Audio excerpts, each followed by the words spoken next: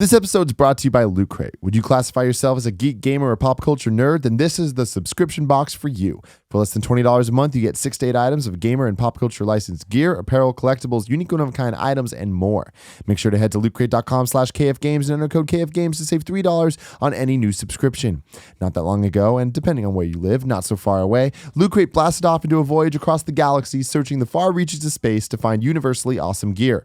Using December's Star Wars The Force Awakens loot as the launchpad, we landed on some equally cosmic items from Halo 5 and more. With an exclusive Funko Pop and an exclusive shirt in this month's crate, this is the loot that you're looking for. Basically, Loot Crate's like a friend who knows what you love and surprises you with an awesome present every month. You have until the 19th at 9 p.m. Pacific to subscribe and receive that month's crate, and when the cutoff happens, that's it. It's over. So go to lootcrate.com/KFGames and enter code KFGames to save $3 on your new subscription today. Your new subscription.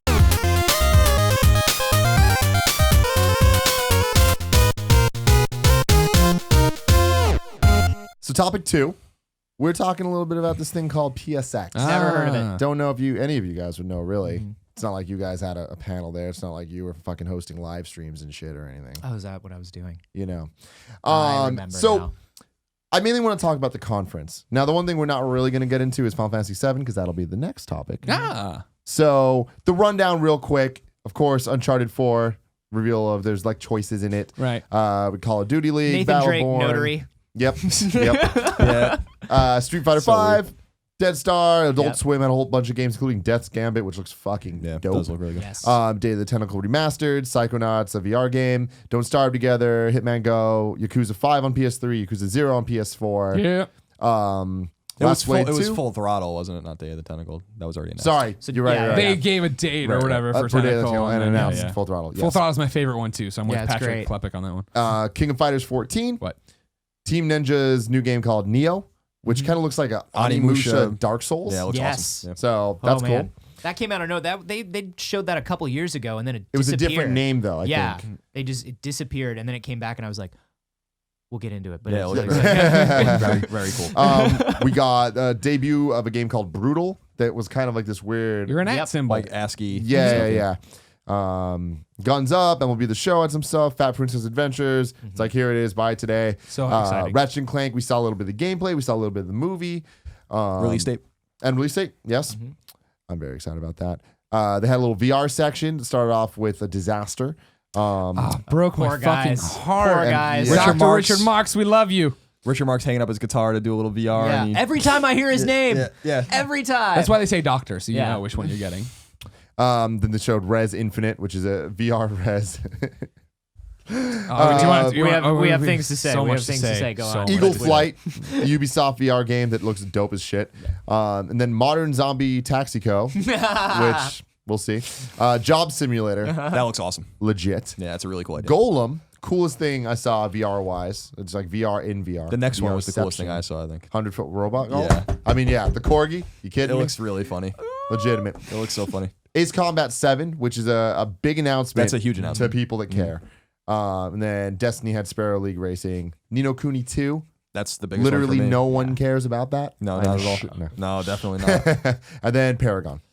Yep. Yeah. And that's about how it played too. Yep. And- exactly. And a trailer So- for this MOBA. And ending with a thud. No offense to those guys. It's just not. And that was an unfair position to put that game in. There's Final obviously Fantasy 7 should have been at the end. a master class on this on PlayStation I Love You. Yes. Or PS I Love You XOXO, where Colin and I go through and give it like a 2-hour rundown of all this. But that's the biggest problem is they should have taken Final Fantasy and put it at the end. It would have honestly. It's so funny that even just that, it's the same content, but that would have made the conference good. Yeah. People would have enjoyed Pacing it. is important. Yeah. Yeah, because Paragon would have been the announcement. It's always good to start with a strong announcement from somebody you recognize, and then you hit them with the emotions at the very, very end. Yeah. Yeah. And the surprise, the Final Fantasy I didn't thing, think we no would see one gameplay, would- yeah. would Very think far you'd see along. anything more this year. So like having Now, that, for all we know, those 3 cut together minutes are All literally they all have. that's No, for working. sure. You know, but but yeah, it's like, but to me, I gotta fucking start this off, and we need to talk about this. All right, biggest thing of the entire show, the Crash Bandicoot shirt. God damn it! I have talked to Sean about it's that a red shirt. herring. What did he say? I have spoken to Sean about that shirt, and he was being very, very political about it. He was being cagey. He wasn't giving me anything, but he did say, "This is the exact shirt that I wore when I started, when Crash Bandicoot was my first project. This is my team shirt. And so I wore it out there. I was like, yeah, but the last time you pulled something like this, we got Vib ribbon. And he was like, oh, did we? Oh, yeah, you're right. I was like, so what are you trying to say with this shirt? And he's like, Crash Bandicoot is a very beloved franchise. I enjoy it. If Activision would like to have some talks, I would love to talk to Activision about the future of Crash on the platform. The end. But that cagey motherfucker knows what he's doing. Oh yeah. That's literally like a shot across Activision's bow. Like that's just like, hey guys, when I get 10,000 tweets about this, do you finally want to return my calls? I think that's what that is. Yeah, I think you're right in the sense that I don't think anything's in development for Crash. Yeah, and I think it is. I think upsetting. it's a total red herring, and I think it was calculated in the sense that he knew what he was doing. It's not like he's just gonna wear a Crash Bandicoot shirt out there and nothing's gonna happen. But when I saw that, I immediately thought of you, and I'm like, Tim's gonna be very disappointed. Yeah. Because He was flipping out. because Yeah. Crash Bandicoot's not gonna be at the show, But it was very Phil Spencer. Dude, kind I of mean, move. that's the thing though, is Greg was next to me. I was like losing my shit when this was happening because we get there and the first thing that happens before the press conference even started was James Schuler like looks over at me like Tim, and he shows me this picture on his phone on Twitter of Shuhei with a VR Neo Cortex hat on, and I'm like just hyperventilating. I'm like, Greg, look, it's fucking happening. I was like, I was freaking out. I'm like, all right, Tim, just be cool, be cool. Then the fucking conference starts, and this dude walks out with the shirt, and I'm like, I just couldn't believe it. Like I could not believe it. And then the thing ends and nothing happens. And then later we find out that we were talking to Shuhei about it. He was like, oh no, that was a Fat Princess thing. Someone photoshopped the Neo Cortex on it. It looked convincing. It looks very convincing. That's Yeah. why and there was no time to verify it. Because when I saw that, I was like, don't think anything of it, Tim. Yeah. And then when Sean walked out, I was like, they wouldn't troll you, Tim. It's happening. Greg, Take Greg, off your no, pants. he literally looked at me. He's like, I was like, maybe they're just fucking with me. Tim, And look it's like- under your seat. The new Crash Bandicoot game is there. But Greg literally looked at me and he was just like, they wouldn't fuck with you like that. Like this. And that's before we didn't know the Photoshop. No, One piece of fucking with you I can live with. No, Yeah. but then even as this is happening, James then looks over and he's like, dude, Naughty Dog changed their PSN thing and it has Crash in it. And I'm like, this doesn't just happen. Yeah, you know what I mean? One day, Crash is just back. Like, no. And now here's the thing. Like, was it disappointing that there wasn't an announcement or wasn't something? Yes, very, very, very much so. If they ended the conference with that, I would have fucking been done. That was just like it. Because Crash, that is the one announcement I'm waiting for more than anything now that Final Fantasy VII Remake's already announced. So I was freaking out about this shit. But my biggest thing is I can't believe there was even any reference. Yeah. Like, Yeah. even the excitement I had over him wearing a t-shirt was worth it to me just because the fact that Sony's even mentioning Crash, I'm like, all right, cool. At least it's a possibility now. It's not happening.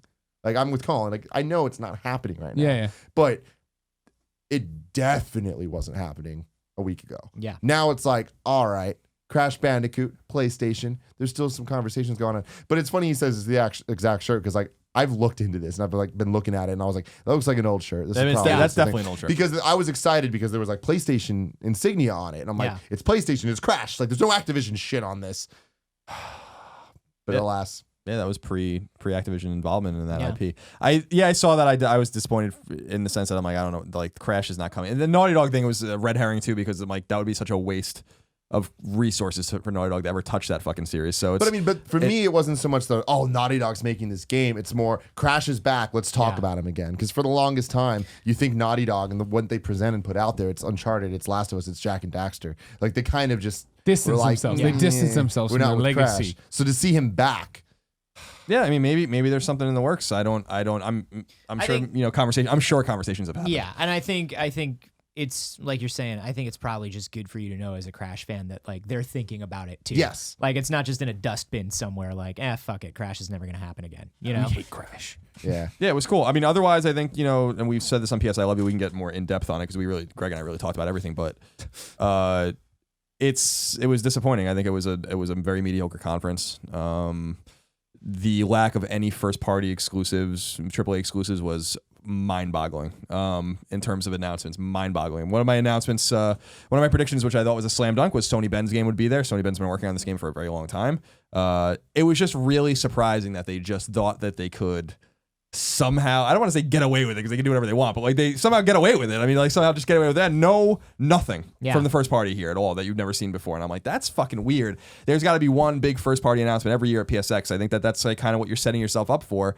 The people in that room do not care about the Call of Duty announcements. They do not care about this, the Battlefront stuff. They care. They're Sony PlayStation fans. See, it's they funny want about that, exclusives. Because being in that room, people went crazy for the Destiny race stuff. Yeah. Like, I'm that sure was one of the biggest pops. Well, Destiny is pretty closely associated with PlayStation. Like, people think about them in tandem. Like, but when you think about, like, it's really interesting because you're watching this long play by Sony to sort of like get the Call of Duty and Battlefront people over onto PlayStation. So like you're going to get these tepid sort of crowd reactions, I think, for the next couple years until finally one day we wake up and it's like, oh yeah, Call of Duty is a PlayStation thing, because it's going to take so long to pull that back from Xbox. Xbox has had it forever. Yep. Yeah, I agree with you. I mean, I'm not saying that people aren't excited. I mean, we all play third-party games, and I like them. I'm just saying that, and the reaction when we've all been to many conferences. It's more exciting when you're there. For sure. Every And time. that's So my it's- thing is I enjoyed the conference. The end was very weak, and the Crash stuff the end was was really disappointing. bad. The end But was like really I bad. thought it was fun. And to leave that room and look at Twitter and everyone's like, fuck this. I was like, whoa, really? Yeah, I didn't think I had no problem with the games that were shown. I just think that there were things that were missing. I think that I understand some of what Shuhei was telling us at our panel when he was saying, this is for the fans. Some of my predictions certainly were off base in terms of what they were trying to do. Like price cut predictions for PS3 and Vita, that kind of stuff. Yeah, that's a more consumer focus. You want to be in USA Today or fucking Wall Street Journal kind of stuff. You do that at E3. I get that, and that was a little off base for me. But you need to have big pops with games. And they didn't have many of those at all. Like I think with the exception of Final Fantasy VII, which was already announced, and some of the VR games that we saw, which were very impressive. Like we didn't even see The Last Guardian. We didn't even see Horizon. There was I reiterated on PS I Love You that the Horizon stuff that was shown at Paris Games Week was exactly what I saw behind closed doors at E3, which means no one has seen anything from that game except for this 1 10-minute sequence. And I was surprised that they didn't even say like, let's show you another 5 minutes. We have like that game's supposed to be out in less than a year. So we have a lot of questions about that game, and I'm sure that they have a plan. The same thing with The Last Guardian. This is a time to showcase your studios. This is a time people in that room know what Benda is. They know what Sucker Punch is. They know what all these things are. You might not, I think it would have been really fun, and I was telling Greg about this. I don't think we said it on the show, but to like just have 2 or 3 minutes with every first party, even if they don't have anything to announce, just say like, well, thank you for, have Evolution come out and say like, thank you for your patience with Drive Club, and here's what we're doing with this or whatever. Have Sucker Punch say out and say like, Infamous was a great success. We're hard at work on our next project. We have more to show you soon. Like this is the shit people care about, and I think that they kind of misread things the way they're supposed to go about the show. But I think the problem with something like that is whether it's a fan conference or not, when you're broadcasting something out into the world, if you have like Nate come out and go like, yeah, we're working on a thing. We're glad you liked the last thing. We'll see you soon with a thing. That falls so flat on something that you're broadcasting. You know what I mean? There's a small audience there, and then there's the large audience that's watching worldwide, and you can't have people come out and be like, we don't have anything to show, but we're really excited because we'll have something to show soon. Like, that's going to fall If people flat. are going to look into a guy wearing a t-shirt, they'll look into that. Yeah, but I personally would love to create as much conjecture and buzz as possible at everything everyone's looking at with just subtle hints, or just I would tease the shit out of people. I would have rather been teased by 5 first-party studios and not have any idea what any of them are doing than just not see any of them. Yeah. Because we didn't see one fucking person from one of those studios. I think next year I'd like to see panels on both days, and I'd like to see, like you're talking about, I'd like to see first-party developers all given like some time to either go back over things that they're doing or things that they want to do in the future. I think that would be kind of like, that's a little bit more fan-focused too and feels more in place with a fan conference than putting it in the presser at the beginning, you know? What's interesting to me though is like it wasn't The Last Guardian, it wasn't Horizon, it wasn't these like PlayStation first party things, but seeing things like Yakuza, like that got a huge pop, and seeing Ace Combat 7 and stuff, and I think that so it's different. Like that was for the fans, you're not going to see those games at an E3 press conference. I think I agree with you. My theory is this: something was cut out off the end of that conference, and the conference ended early. And it was there was just a conspicuous absence of something. And I'm not saying it happened the day of or the day before. I just think that there was a plan to show that, I really do think Sony Ben's game at some point in planning was supposed to be there. And I think, or maybe Santa Monica's. And I think that they just pulled back. And I think that they got the message loud and clear. So I don't know if we have to belabor the point anymore, or fans have to belabor the point anymore. I don't think you're going to see a PSX conference like that again. I think that they know exactly what they have to do. which is, the little announcements are great. The indies are great. Showcase the indies, showcase the video games. Obviously, you have to pay attention to VR and all that kind of stuff. That's all fantastic. I love small games. We're huge believers in VR. But you have got to have big pops from the first party. These people care about those games. They care about games that can only be played on PlayStation, not first on PlayStation, not indie games that have been on PC for 2 years, not all that shit. That's great. And we're excited about that too. But let's definitely, save something for PSX. And I think the problem they ran into is that, between E3 and then Paris Games Week and or Gamescom, depending on where they want to be next year, and then PSX, they have to cut one of these out. Like, I know it would be hard for them to do because they do have a very global audience, but E3 and PSX are almost 6 months apart. They're almost like as far apart from each other as they possibly can be. And that gives you a chance to have two massive shows with two massive sets of announcements. Yeah. And cutting out all of the filler in between, but you can't cut out TGS and you really can't cut out Gamescom because you have to talk to the European consumer and the Japanese consumer. So it's going to be very, very difficult. This reminded me of a TGS show. Yeah. Like like having been to TGS and really been a student of that show for a long time. That's what this reminded me of. Games. But it shouldn't have been that way. TGS shows have that complexion to Western gamers because we're not going to get 90% of the games that are being talked about there. So you're kind of passive and you don't really care about some of the stuff that's being shown. And I felt that this had a similar feel of games. I'm like, I care, but it's cool that you're releasing all these games. One of the confusing things that they did was they released like 5 games that day. And I'm like, that's a huge fucking mistake. I don't know why you're do it with one game. Do it with Final Fantasy 7. And then but don't. You're just cannibalizing your Just games. put Crash Bandicoot That's under Tim's seat. again, hashtag save the Bandicoot.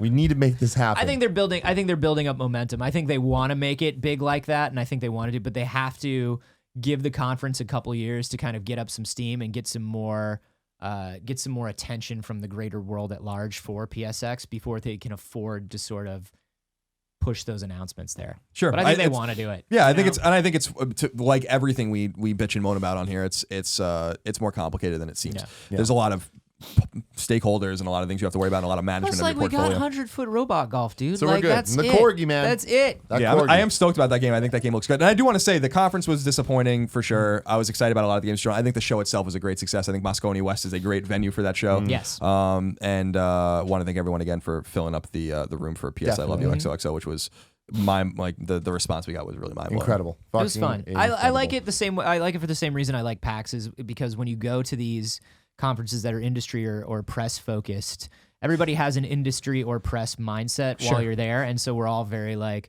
yeah, show me the thing, tell me all this, give me all the feeds that I need to like. Here you get to celebrate. Yeah, here it's like people are just like, I'm playing games. Are you playing games? And you're like, yeah, me too, man. I'm playing some games. Like, it's great. I like fan focused shows like this. I know you're jumping to your next topic. Yes. Rez Infinite is fucking amazing. Yeah! We cannot let that happen. I cannot let this pass. I let you all talk It about must the be conference. said. It must be said. Did you wear the suit? Fuck yeah, I wore the vibration that fucking suit. You dog. kidding me? Mizuguchi come and do the photos He came- around you and He was stuff. all, Yeah. Him and John Drake and Shane were just like Yeah. grinding That's on what me. they'll Good. do. They'll Yeah, do. I loved it. That game, dude, that's so good. One of my favorite games of all time. During that conference, I heard the combo noise. I heard the bang, bang, bang, bang, Yeah. bang, and I was like, "Oh shit, it's on! It's on!" I've bought this game 3 times. I imported a trance vibrator from Japan. I'm about to do this again. Yeah.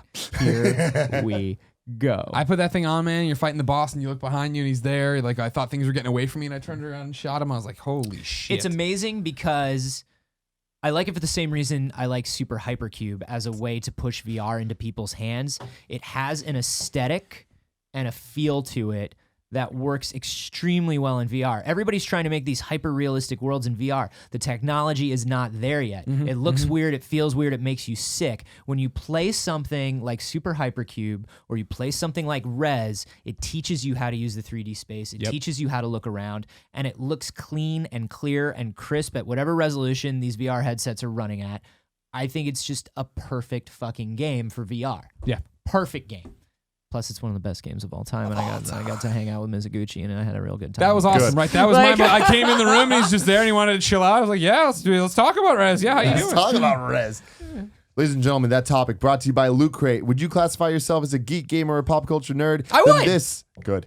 This is a subscription box for you. For less than $20 a month, you get 6 to 8 items of gamer and pop culture licensed gear, apparel, collectibles, unique one-of-a-kind items, and more. Make sure to head to lootcrate.com/kfgames and enter code KFGames to save $3 on any new subscription. Not that long ago, and depending on where you lived, not so far away, Loot Crate blasted off into a voyage across the galaxy, searching the far reaches of space to find universally awesome gear. Using December's Star Wars The Force Awakens loot as a launch pad, we landed on some equally cosmic I like that items Star from Wars. Halo 5 and more. With an exclusive Funko Pop and an exclusive shirt in this month's crate, this is the loot that you're looking for. Basically, Loot Crate's like a friend who knows what They you said love the and thing. sends you stuff every month, and it's awesome. You have until the 19th at 9 p.m. Pacific to subscribe and receive that month's crate, and when that cutoff happens, that's it. It's over, Jack. Yeah.